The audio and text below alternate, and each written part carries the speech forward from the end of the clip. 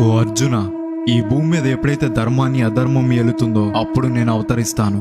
ఒకరోజు నారదముని మహర్షులందరూ వైకుంఠంలో ఉన్న విష్ణుని కలిసి కలి ప్రభావం వల్ల ప్రజలు పాపాలు చేస్తున్నారు, వారిని రక్షించాలని వేడుకుంటారు. అప్పుడు విష్ణువు గౌతమి ప్రవాహంలో చందనపు పేటికలో నౌకపురి చేరుకుని అక్కడ అవతరిస్తానని చెప్తాడు. కొంతకాలం తరువాత నౌకపురిలో చందనపు పెట్టి నదిలో కనిపిస్తుంది. దాన్ని బయటకు తీసి చూద్దాం అనుకుని దగ్గరికి వెళ్లేసరికి మాయమైపోయేది. ఒక రోజు ఆ ఊర్లో వృద్ధ బ్రాహ్మణుడి కల్లోకి విష్ణు వచ్చి, కలి ప్రభావం వల్ల మీరు నన్ను చూడలేకపోతున్నారు. తెల్లవారుజామున నది స్నానం చేసి మంగళ వాయిద్యాలతో నౌకలో నది మధ్యలోకి వెళ్తే గరుడ పక్షి వాలే చోటు ఆ పెట్టె కనిపిస్తుందని చెప్తాడు. విష్ణువు చెప్పినట్టే తర్వాత రోజు ఆ ఊర్లో వాళ్ళకి పెట్టె కనిపిస్తుంది. ఆ పెట్టి తెరిచి చూస్తే లక్ష్మి సమేత విష్ణుమూర్తి కనిపిస్తాడు. ఇక్కడ ఒక ప్రత్యేకత ఉంది. స్వయంభు విగ్రహాలన్నీ శిలా రూపంలో ఉంటే ఇక్కడ మాత్రం ఎర్ర చందనంతో చెక్కబడిన విగ్రహం ఉంటుంది. వేం అంటే పాపాలను, కటా అంటే పోగొట్టే వాడని అర్థం. ఈ రెండూ కలిపి వెంకటేశ్వరుడు అని పేరు పెట్టి నారదముని నౌకపురిలో గుడిని నిర్మించాడు. నౌక అంటే ఓడ. అలా కాలక్రమేణా నౌకపురి ఈ రోజు వాడపల్లిగా మారింది. ఏడుకొండల వెంకటేశ్వర స్వామి